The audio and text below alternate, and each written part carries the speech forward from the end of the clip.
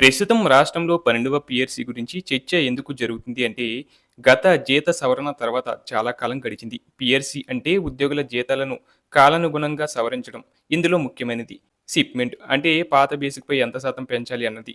ఒకవేళ ప్రభుత్వం 35% షిప్‌మెంట్ అమలు చేస్తే ఉద్యోగుల జీతాలు కేవలం 35% మాత్రమే కాదు. అసలు చూస్తే మొత్తం 40-55% వరకు పెరిగే అవకాశం ఉంటుంది. ఎందుకంటే కొత్త బేసిక్ పెరిగిన తర్వాత డీఏ, హెచ్ఆర్ఏ అలవెన్స్‌లు కూడా పెరుగుతాయి. ఉదాహరణకి ఒక ఉద్యోగి బేసిక్ 20,000 ఉంటే 35% షిప్‌మెంట్‌తో అది 27,000 అవుతుంది. దీనిపై డీఏ, హెచ్ఆర్ఏ కలిపితే ముందుగా 30,000 వచ్చిన జీతం 40,000 దాటుతుంది. అదే 40,000 బేసిక్ ఉన్న ఉద్యోగికి కొత్త బేసిక్ 54,000 అవుతుంది. మొత్తం జీతం 75,000 వరకు వెళ్ళే అవకాశం ఉంటుంది. అలాగే 40,000 దాటుతుంది.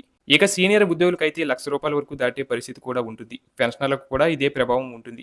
ఎందుకంటే పెన్షన్ బేసిక్‌లో 50% ఉంటుంది కాబట్టి బేసిక్ పెరిగితే పెన్షన్ కూడా గణనీయంగా పెరుగుతుంది. ఉదాహరణకి 40,000 బేసిక్ ఉన్న వ్యక్తికి 20,000 పెన్షన్ ఉంటే కొత్త బేసిక్ 54,000 అయితే పెన్షన్ 27,000 అవుతుంది. అంటే నెలకి 7,000 అదనంగా పెరుగుతుంది. ఇప్పుడు ప్రభుత్వం మీద పడే భారం విషయానికి వస్తే ఇది చాలా పెద్ద విషయం. రాష్ట్రంలో ఉద్యోగులు, పెన్షనర్లు కలిపి లక్షల సంఖ్యలో ఉన్నారు. 35% షిప్‌మెంట్ కనుక ప్రభుత్వం ఇస్తే సంవత్సరానికి సుమారు 15,000 నుంచి 25,000 వరకు అదనపు భారం పడే అవకాశం ఉంది.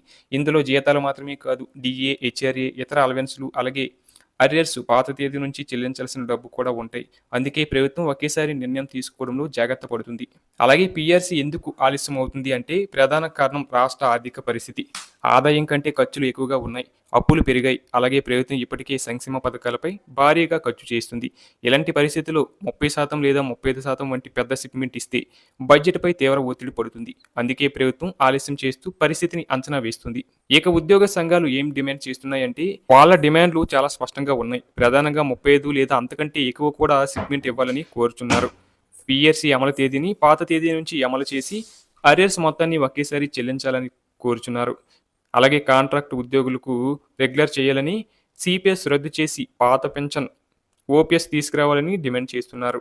డీఏ బకాయిలను వెంటనే విడుదల చేయాలని, హెచ్ఆర్ఏ స్లాబులు పెంచాలని, పీఆర్సీ అమలయ్యే వరకు ఐఆర్ కొనసాగించాలని కూడా వారు డిమాండ్ చేస్తున్నారు.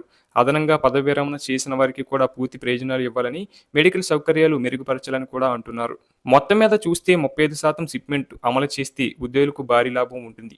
కానీ ప్రభుత్వానికి భారీ ఆర్థిక భారం అవుతుంది. అందుకే వాస్తవంగా ప్రభుత్వం 20-30% మధ్యలోనే నిర్ణయం తీసుకునే అవకాశం ఎక్కువగా ఉందని అనుకుంటున్నారు.